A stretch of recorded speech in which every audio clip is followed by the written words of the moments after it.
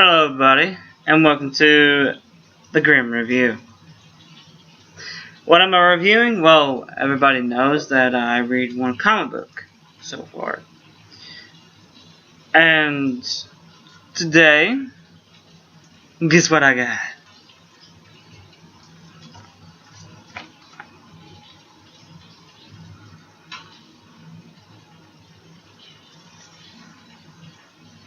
Sorry, I'm using this so you can't really see anything but the cover and whatnot. Story. Oh, how the story grows. It's chapter 5 of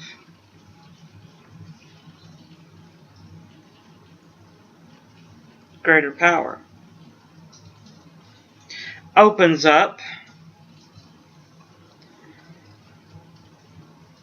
with my Frank Castle talking to somebody on the phone. They're wanting him to take care of Spider-Gwen. She's also a cop or FBI agent. He has a badge, so I'm assuming he's FBI. They're wanting him to kill Spider-Gwen. Well, Gwen. Then it goes on that Gwen Stacy's father is thinking about calling Matt Murdock. Everybody knows Matt Murdock, and this one had a screwed up childhood. The Hand raised him, and he's a bad guy, basically. And then it shows a long conversation, half the comic book, no, 2 pages, about a talk between the ex-chief of police, well, not ex-chief of police, but Gwen Stacy's dad's ex-partner, seeming probably lover too at one time. Just speculation. And Captain America. The Captain America from this universe, which her origin story makes no freaking sense whatsoever, but whatever. And she looks like a 70s retro version of a beekeeper with a shield on her back.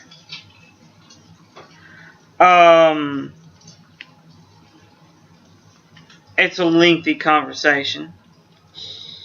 And then it goes over to, I guess, a Bucky, but they call him actually Falcon. He looks like he's wearing a Bucky costume, but they call him Falcon. And the director of S.H.I.E.L.D., I believe that's what it is, Director Carter. Yeah, they're using Agent Carter in here, but she's the director. In her and Gwen Stacy's room, looking for where plot points where Gwen Stacy is. And then it goes to where Gwen Stacy's dad called the kingpin of crime in this one, Matt Murdock, aka the Daredevil. Well, not Daredevil. But in our world, that's who we know he is. Wearing a t-shirt saying he doesn't know how to dress himself. Wearing a t-shirt that says, "I'm not the kingpin." Joke there, people. And they're in a roof with water, water. Water's all around this roof. I mean, it's like it's been flooded. Poorly done by art, because it looks like oil. But, paint, poorly done. Inking, poorly done. And it goes to show that they're attacking Frank Castle because he followed him. These ninjas are. He's offering to train Gwen Stacy. so he won't have to. She won't have to fear anybody. Basically, what he said. And it just goes on until we pick up where we left off, where the the female Captain America in this one. I'm trying my hardest to say not to say wannabe, because she has his powers and whatnot, and where Harry Osborn looks like a version of the Lizard, but with no long mouth. Because in the last episode, he took the serum that turned him into a humanoid-like lizard. The funny thing is that he's wearing t-shirts and pants.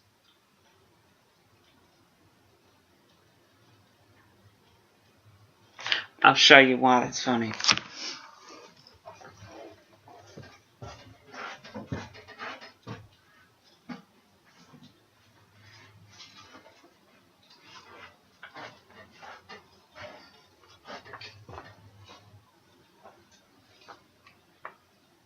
He's wearing a long sleeve shirt.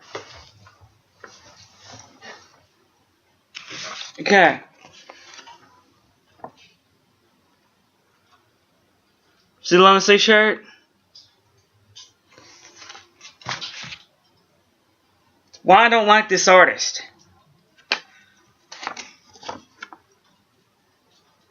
No sleeves on his shirt.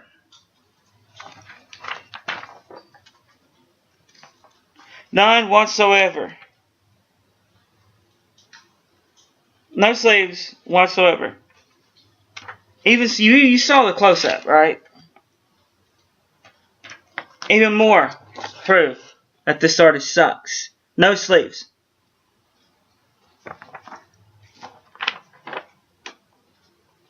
And the Tyrus of this comic book, no sleeves. And yet, there he is with sleeves.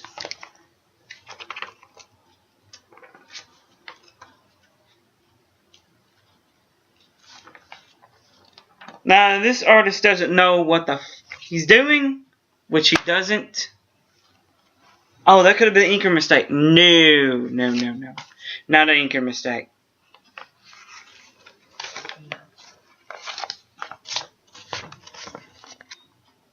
Right there.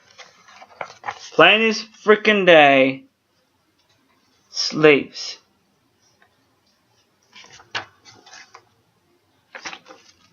Artist mistake. Matter of fact, this artist has made so many mistakes, it's unforgivable.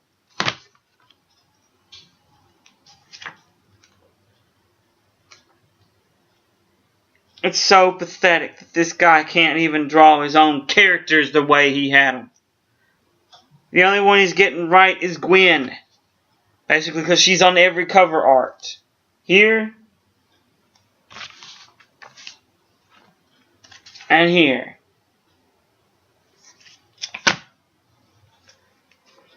So.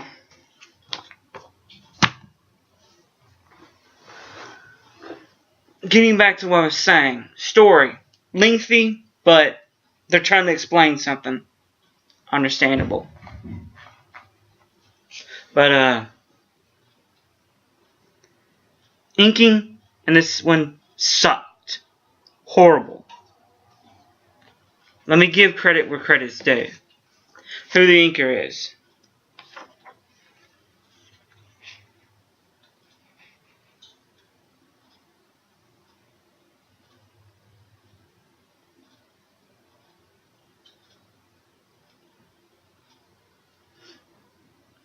Well, I'm guessing it's in the color. The artist. Rico Renzes. Get another job. You suck. Writer Jason Latour.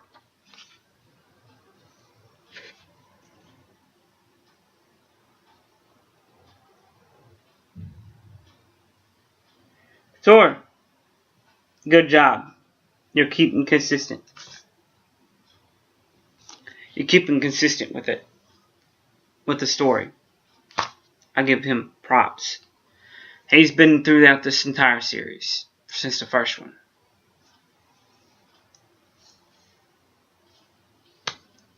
Now I'm going to tell you this.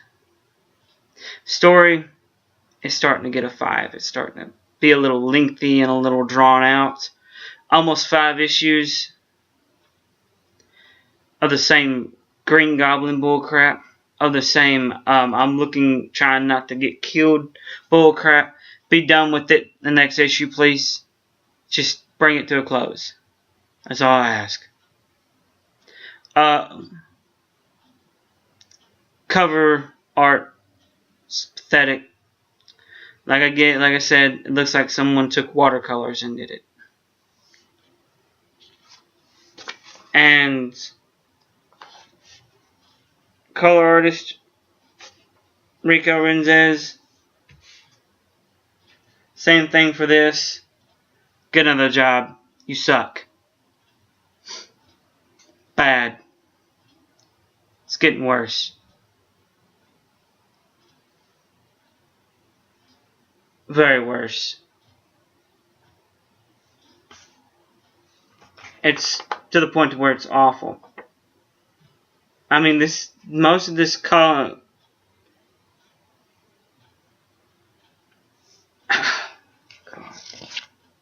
They even do this. They even give me sleeves. Here. They give him sleeves in this one too. Fault of the artist. Could have been rolled up sleeves. Guess you guys are wanting to know that. Well, look down there. Down here, they're clearly not rolled up. And then there's in a certain picture here. Let me take this off this. And just give you a normal look.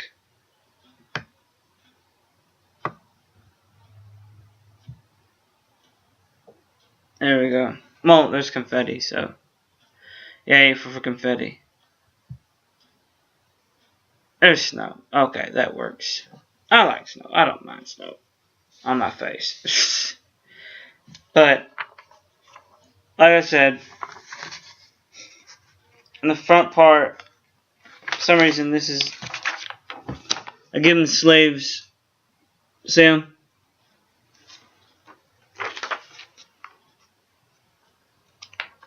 Alright. This is how messed up this artist is. How badly he sucks. See? No sleeves.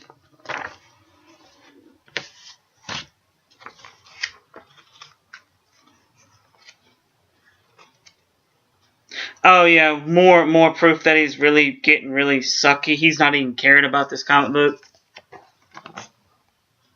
See, sleeves.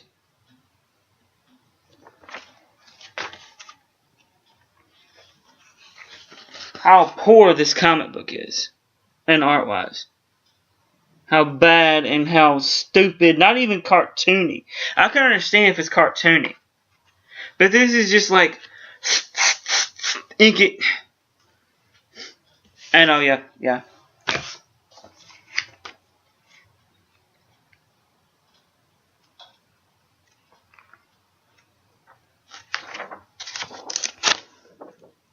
Sleeves.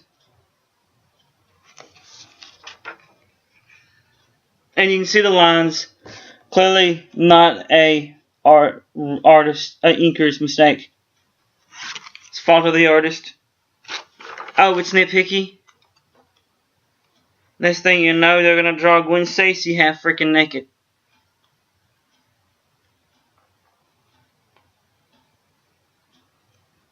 So yeah.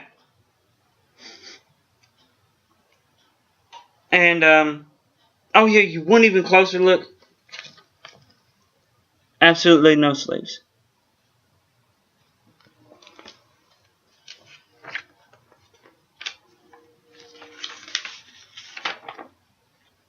I got this one a low one. Low rating.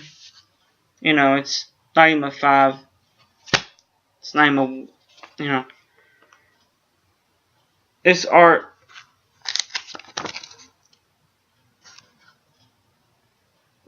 See all the mistakes?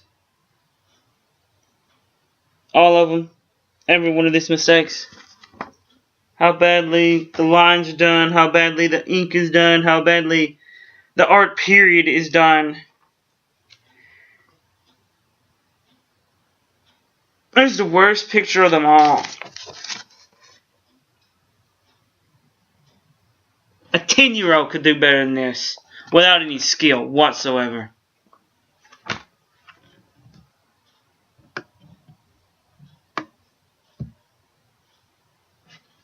Now you tell me if this Robbie Rodriguez, if he's a good artist.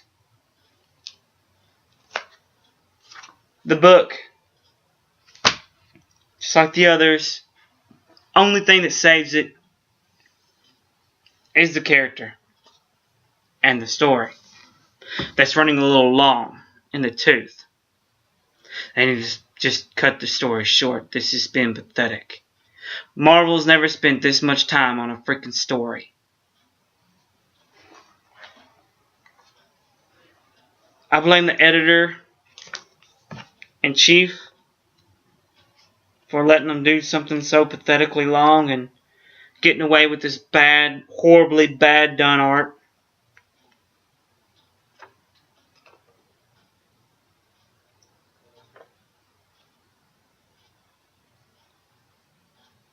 Editor, where are you? Editor-in-chief, Alex Allison. Axel. Allison. He's even starting to call himself Axel now. Get a life. Quit. Die already. And I wish nothing upon any man, but this man is the worst freaking director there is. Stan Lee was in the director's chair. This would have a better artist. This would have a better writer. This team's been since day one, and the art has sucked since day one. And he's a better artist than this. So I know I've gone a little bit long. I guess you're wondering, get a ink. The inker was given what he was given, and it's also the artist. So you suck. You get a 0. The art gets a 0, a negative. So low, it's not even worth mentioning. Okay, you want it? A negative 1 gazillion. The art gets a negative that low. Yes. It's gotten worse. Mistakes. Too many mistakes to count. The story. It's getting long. Pick it up. Get rid of it. Come on. Take on the next story.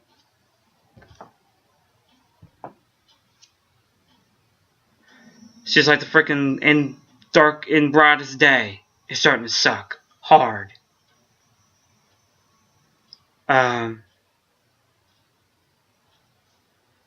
Story isn't its saving grace anymore. It's getting too boring. It's getting long. It's getting aggravated. I'm wanting to pick up the next comic because I like the character, not because I like the story. And definitely not because of the crappy, funky art.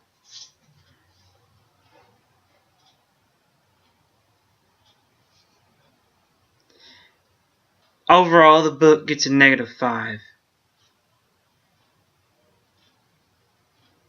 True saving grace, which won't be in the next one, is the character. Not the story. Not the art. Oh, definitely not the art. So, Spider-Gwen gets a -5 out of 10. Good luck. Good night.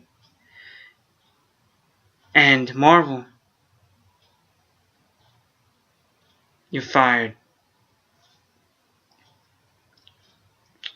God bless.